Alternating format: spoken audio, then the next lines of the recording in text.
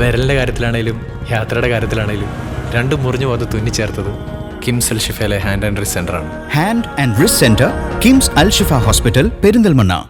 Covid കാലത്ത് കാലിക്കറ്റ് സർവകലാശാലയിൽ നിന്ന് വിരമിച്ചവർക്കായി സ്റ്റാഫ് വെൽഫെയർ ഫണ്ട് ബോർഡിന്റെ ആഭിമുഖ്യത്തിൽ ഉപഹാര സമർപ്പണ ചടങ്ങ് സംഘടിപ്പിച്ചു.